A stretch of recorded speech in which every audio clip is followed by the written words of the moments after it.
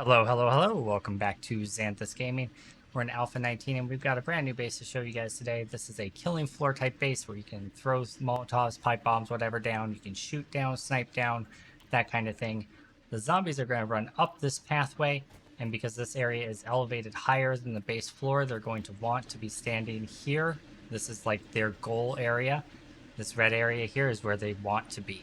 So they're going to work on trying to be there as hard as they can. And so we've loaded up the area with traps. You can do this base without any of these traps. It works just fine. They just run real quick, run back, run round, run this way, run that way. They just run all over the place. But they don't attack your pillars. So you can do this base without the traps. If you really want to do that, I would take out the blade traps but leave in the electric fences just because the electric fences slow them down. I just kind of crisscross the electric fences all over the place. You can do it however you want. It doesn't really matter that much. But you put like plates on the side of this walkway to attach the electric fences to, and then you just kind of crisscross them around to spiderweb them as much as possible, and they're set. Because they're on plates, the zombies will not attack them. They will take durability damage as they do damage, so you might lose a couple throughout the horde night, but generally most of them survive and continue working. Also, from up here, we have this little walkway here so that we can crouch and repair the blade traps from up above if they get damaged. Let's damage one of them real quick. And you can repair it from up here. So that takes care of that. We have a little ladder here with a hatch so we can go up on the roof. And I want to make sure the hatch is that way so that when I climb up, I can't accidentally walk over and kill myself because it's a thin plate edge, right? So the hatch, the door is facing outwards. And I can just come up here and repair my spike traps that take care of my birds above my head. If you don't want to put these spike traps in, you can just look up and shoot them, and that works out just as well. So up to you how you want to do that. All right, so that's the general basis of the base. The poles are set up, or the pillars for support are set up as poles. So you have like 4 poles rotated inwards to be touching each other. You have a solid block above that. And then you have more poles up to provide support. Down here in the bottom, we also have blade traps, so if zombie cops fall down, they get sliced up before they can explode and do serious damage.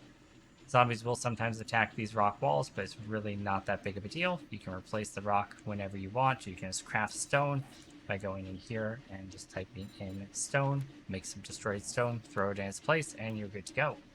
So no big deal. I went ahead and made a schematic for you guys to make this a little bit easier to build because I know it's a lot of moving pieces, a lot of like odd things, right? So I made a schematic for you so you can kind of see how it works. So basically, stairs brings it up an elevation, more stairs brings it up another elevation, and then you have your killing floor. You just repeat that pattern on all 4 sides. You dig a ditch 3 deep, 4 with the floor, and it is a 6x6 ditch right here, right? The total dimensions of the whole base is 14 by 14, so if you want to like frame it out first, you can do that. And then you want to make sure you have like exit ramps from the ditch in various directions so that when they fall down there, they can run back out and go back up to the killing floor area as quickly as they can. Words are hard. So the pillar setup, here's a side view of what it looks like. We just showed you in game as well. Here's a top-down view of what it looks like. You have your 4 poles, and then you have your hole blocks above those.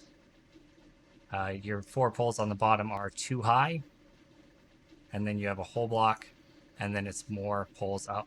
Altogether, it's 1, 2, 3, 4, 5, 6, 7, 8 blocks up before your sniper's nest area that you build. The sniper's nest area is, I think it's 3. 1, 2, 3 high. Yeah. So it's 3 high, 2 high, and then a ceiling above it, right? So just kind of standard 2 and ceiling, and then a floor. So that's pretty much it. Don't forget to put the poles in so you can venture out here and repair the traps. And let's go ahead and give a demonstration. We are on game stage 544. We are also at 64 concurrent zombies, so you can kind of see what that looks like. You do want to make sure you repair between hordes. I've tested this base like 8 or 9 times. It seems to hold up pretty well. This is 64 zombies default difficulty. If you're going to go up to insane difficulty, I don't know if it can handle 64. I have done 32 zombies on insane difficulty. I guess it might depend a little bit on how good you are. But let's go ahead and show this base off for you guys. Okay, so we fast forwarded to the Horde day. Again, we are game stage 544. I'll kind of show you how this goes. The reason we did poles instead of the bars all around is when there were bars all around it on the floor, there was way too much zombie cop spit that was just kind of destroying us. So replacing it with just plates, solid blocks, makes it so that they don't spit at you from as far away. It just makes you a lot more survivable. So as you can see, the base just kind of shreds them. We can throw Molotovs in there to help out, and it does a lot of work. And then if you see cops, you know, just snipe them. But the base can kind of take care of them itself. But just to be safe, I always snipe the cops. Demolishers, I just let the traps take care of. I don't even risk dealing with them. And then just don't forget to crawl out onto your little ledge here and repair every so often to try to keep things working smoothly.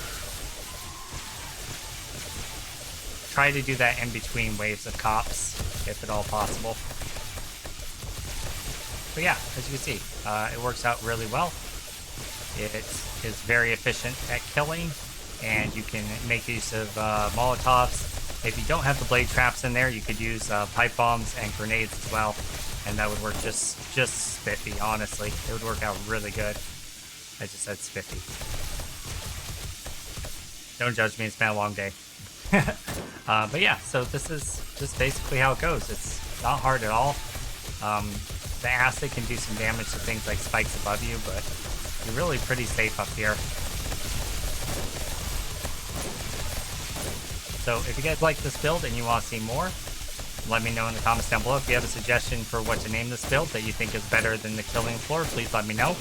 I am open to suggestions. As of right now, I'm just going to call it the killing floor because it's basically just a cross section that they make their way to die. So seems appropriate.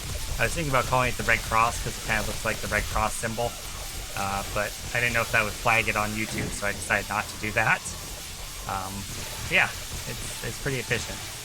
So as you can see here, the blade trap stops spinning, but the zombies aren't actually attacking it to destroy it. The only way you're going to lose blade traps is if the cops explode. So we're just going to go ahead and repair that up. And take care of that. Oops. A birdie got in here. He broke through my bars above me. I must have forgot to repair. So I will have to replace those. But yeah, it's a pretty good base. Pretty safe. I was missing some spikes there, or they were too damaged. I didn't really repair them up. I've tested this base like 12 or 13 times, so. But yeah, I really like it. Again, make sure to like, favorite, share, subscribe, comment down below. I know that was a long, rambly intro, outro, but my daughter walked into the room as I was trying to do it, so I got a little bit distracted as well. But again, thanks for being here, guys. Thanks for all the support the last couple days, the last week or so. I can't wait to start my new job. Videos will slow down quite a bit, but I do thank you guys for all the support you've given me, and hope to see you guys for the next video.